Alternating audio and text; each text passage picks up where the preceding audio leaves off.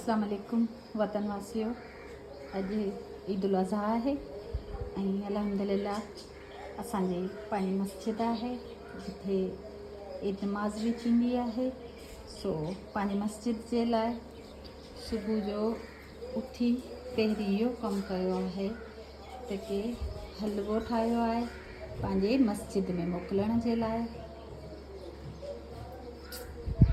त जीअं जेके ईद नमाज़ ते असांजा महिमान सभु अचनि था, असांजे ॻोठ वारा माण्हू अचनि था, उन्हनि खे ई तमामु सुठो ऐं ख़ूबसूरत गर्मा गरम हलवो पेश कयो वञे।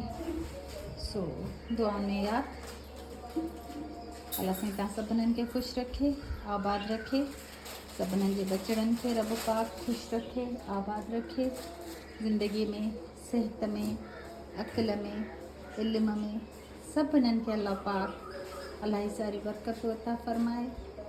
उन जे सदक़े में मालिक साईं मुंहिंजे बचड़नि जो, मुंहिंजे घर वारे जो, मुंहिंजे अम्मा बाबा जो, मुंहिंजे भाउ भेण जो, मुंहिंजे साहुरे जन जो, मुंहिंजे ॻोठ वारनि जो, मुंहिंजे स्कूल वारनि जो, सभिनीनि जो अल्लाह पाक ख़ैरु करे, सभिनीनि खे मालिक साईं ख़ुशि ऐं आबाद रखे।